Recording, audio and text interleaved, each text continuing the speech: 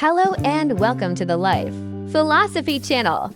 Please subscribe and hit the bell icon to be updated with the latest videos. Okay, gifts of life, beautiful and meaningful stories.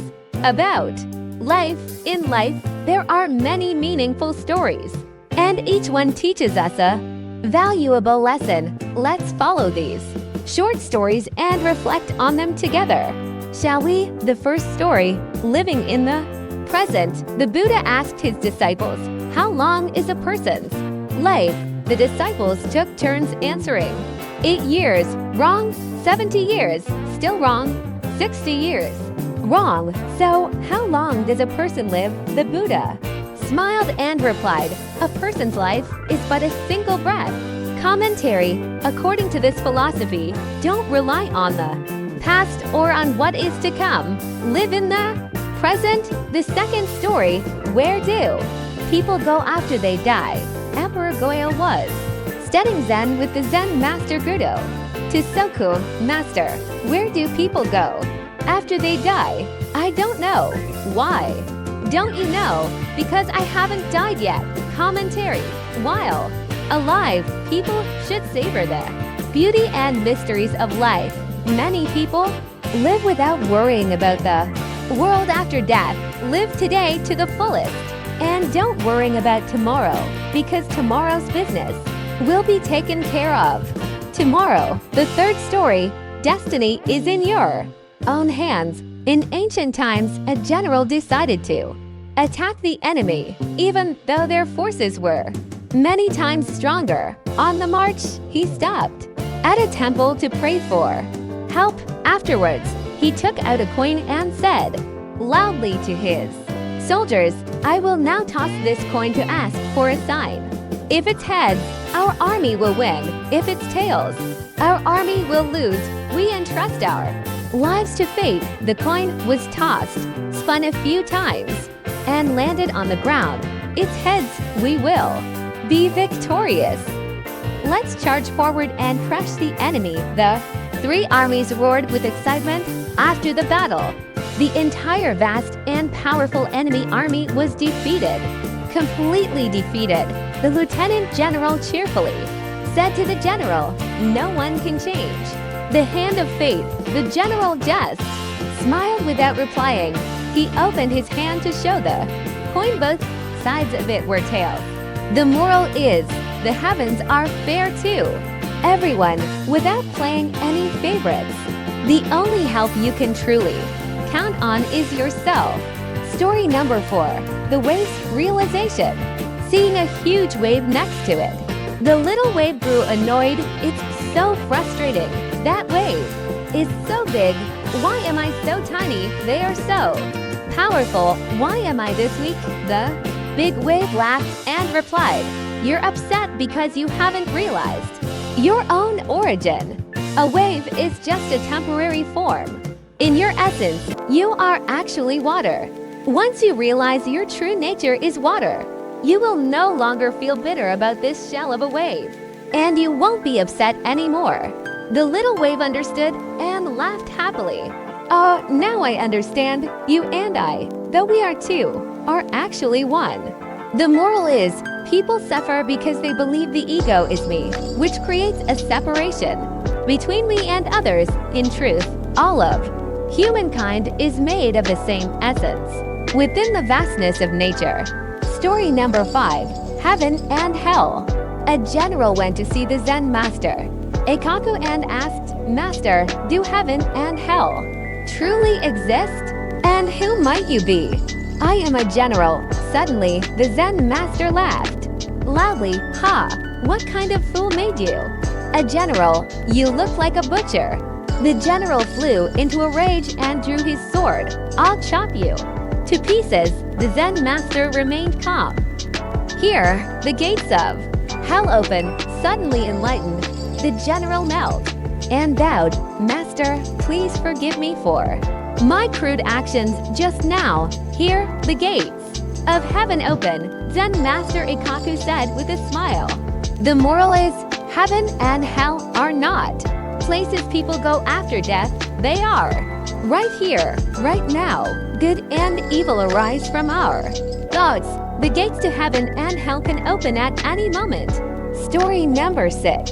Heaven and hell are both created by the mind. There was an old woman nicknamed the Crying Old Lady. When it rained, she cried. When it didn't rain, she also cried. Someone asked her, "Old lady, why are you crying?" "I have 2 daughters. The older one sells cloth shoes, and the younger one sells umbrellas. When the weather is sunny and dry, I think about my younger daughter, who can't sell her umbrellas. When it rains, I worry about my older daughter. In the wind and rain, no customer will buy shoes. And when it rains, your younger daughter's umbrellas will sell very well." Ah, you're right. You should think that when the weather is beautiful, your older daughter will be able to sell her shoes. From then on, the crying old lady stopped crying. The old woman smiled all day long, whether it was rainy or sunny. Commentary: whether something is an advantage or a disadvantage depends on your perspective, your way of thinking. Story number 7. Buddha at home. Jafu returned to Xi'an province, determined to find the Bodhisattva. On his way, Jafu met a monk. The monk asked, "Where are you going, young man?" "I am going to seek the Bodhisattva." "The Bodhisattva is far away. Wouldn't it be better to look for the Buddha instead?" "Then where can I find the Buddha?" "When you return home, you will see someone who comes to greet you. They will be wearing a blanket over their shoulders and have their slippers on the wrong feet. That person is the Buddha." Following this advice, he went home, arriving late at night. His mother, hearing her son knocking at the door, was overjoyed. She hastily threw a blanket over herself and slipped her feet into the wrong slippers. She rushed out to open the door. And when Jafu saw his mother like that, he stood there, completely stunned. Commentary: people search for the truth, but what is needed is to practice it right from within your heart. Otherwise, it will be hard to find. Story number 8. The finger pointing at the moon.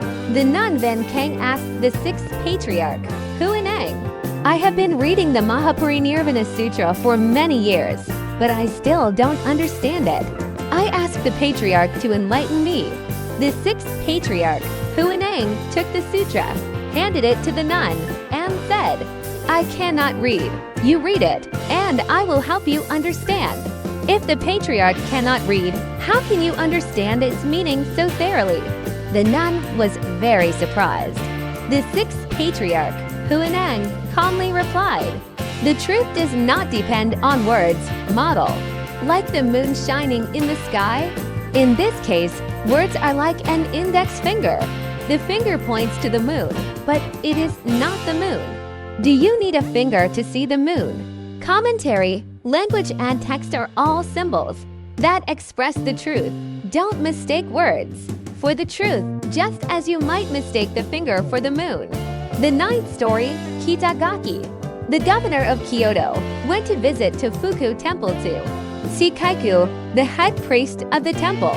Kaiku's disciple came in to announce Kitagaki, the governor of Kyoto, wishes to see you. "I don't know any governor." The head priest replied. The disciple ran out to tell Kitagaki, "My master requests that you leave, as he is not acquainted with any governor." Kitagaki understood. "In that case, please inform your master that Kitagaki wishes to see him." The disciple tried again.